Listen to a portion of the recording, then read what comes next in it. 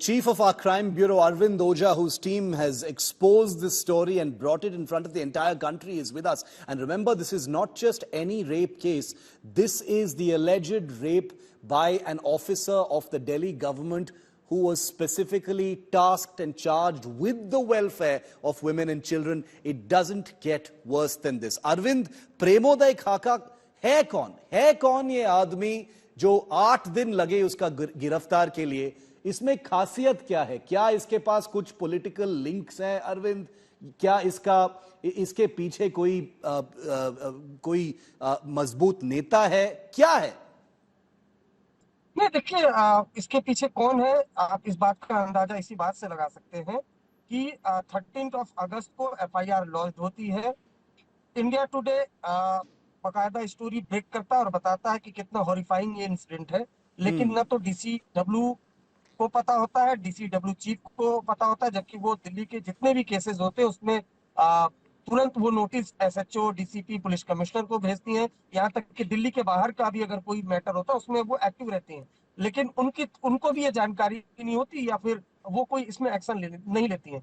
Police FIR register करती है बावजूद उसके 13 अगस्त को, लेकिन जब तक इंडिया टुडे इस न्यूज को ब्रेक नहीं करता, प्रेशर माउंट नहीं होता, पुलिस 164 का स्टेटमेंट लेती है। और अब से कुछ देर पहले ये इंडिया टुडे की खबर का असर है कि दोनों अक्यूज को प्रेशर में आकर दिल्ली पुलिस ने अरेस्ट किया।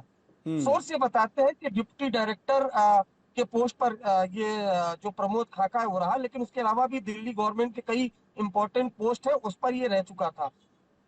तकरीबन 6 से 7 दिन हो गए थे एफआईआर लॉन्च को, लेकिन कोई अरेस्टिंग नहीं हो रही थी, किसी तरह का कोई स्टेटमेंट नहीं आ रहा था, चाहे वो किसी भी पॉलिटिकल पार्टी का हो या फिर डीसीडब्ल्यू का। लेकिन जब इंडिया टुडे ने एक के बाद एक एक्सपोज किया किस तरीके से ये हॉरिफाइंग एक्सीडेंट था, काफी शॉकिंग इंसिडेंट है, यहाँ तक इस केस का खुलासा भी शुरू नहीं हो पाता। जो लड़की है उसको पैनिक अटैक आया एक के बाद एक, जिसके बाद उससे हॉस्पिटलाइज किया गया और वहां जब डॉक्टरों ने काउंसलिंग की उसके बाद जो लड़की है उसने डॉक्टर्स को ये पूरी जानकारी दी कि उसके साथ किस तरह का इंसिडेंट हुआ है। उसके बाद डॉक्टर्स ने दिल्ली पुलिस को जानकारी दी, एफआईआर लॉन्च हो गया। बावजूद इसके अरेस्टिंग नहीं हो पा रही थी, किसी तरह का कोई पॉलिटिकल स्टेटमेंट भी जारी नहीं हुआ था। लेकिन जब इंडिया टुडे ने ये न्यूज ब्रेक किया उसके बाद दिल्ली पुलिस पर प्रेशर हुआ और हस्बैंड वाइफ दोनों को अरेस्ट किया गया। Arvind Ojha, thank you very much for bringing us those details. हम इसी story पे रहेंगे. We broke the story.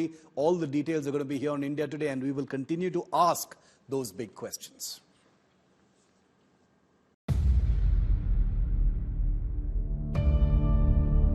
India's #1 political reporter. Defines what seems to be happening, vendetta politics. कोई दूध के से धुला हुआ नहीं है. Unmatched eye. Unmatched experience. The world has changed. My black hair has become grey as well. And with unmatched passion for the story. Do not monopolize the conversation. When it's 100% news that matters.